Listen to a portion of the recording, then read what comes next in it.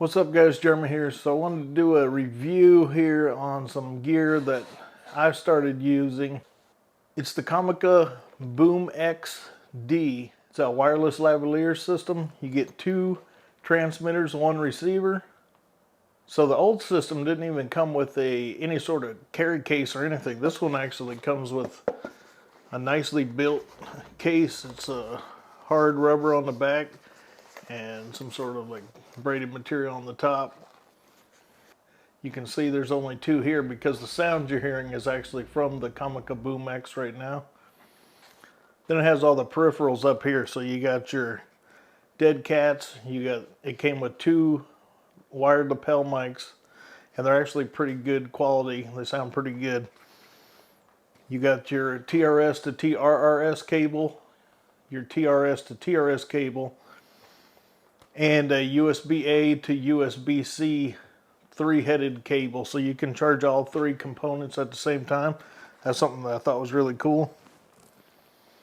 Another thing I like about these is where the lapel mic plugs in, there's actually a little locking mechanism. I think it's just by friction, but it seems to hold it in pretty good.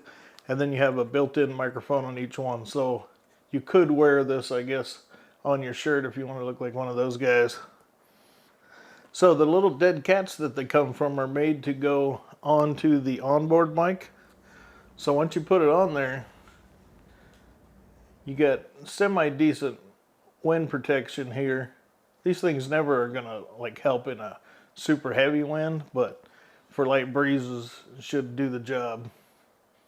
And I guess in the pinch you could use this as like a little handheld microphone, doing little man on the street interviews, asking young people basic questions about geography or geopolitical situations and see them fail miserably.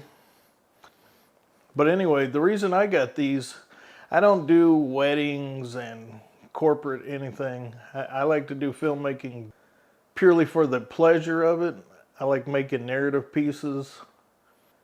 And in the area where I got started, there wasn't quite as big a scene, so I had to fill quite a bit of roles.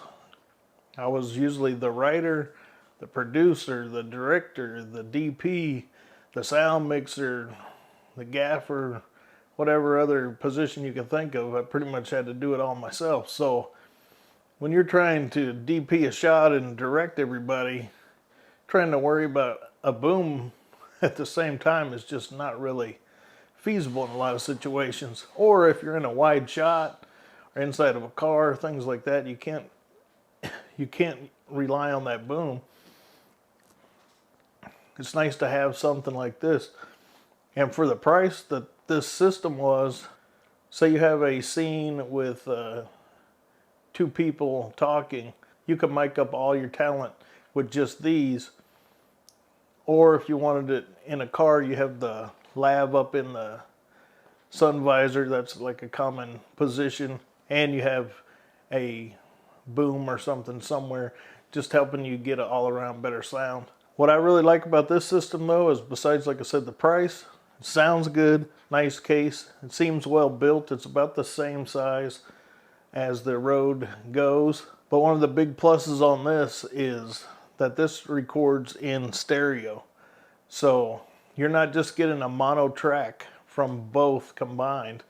You can get true stereo A and B, separate that in post. So if you got one guy who talks, "Hey guys, so I was over here," and the other guy, "Hey, so what's going on?"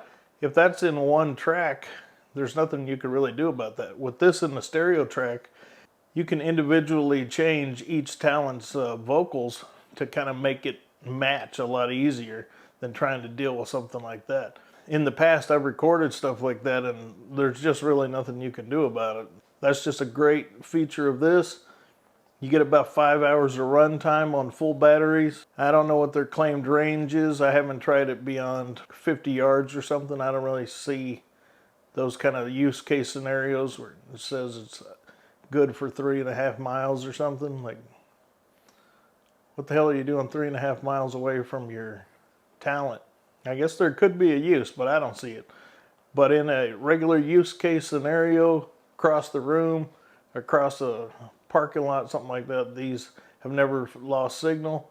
Audio quality is good, price is good, and the stereo. So that's just my quick review and why I like these. So if you like this, I'm going to try to bring content specifically for filmmakers that want to make narrative pieces.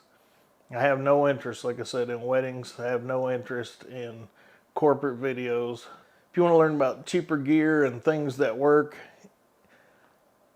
on a narrative film set, mainly by dumbasses like me, well, this is your spot.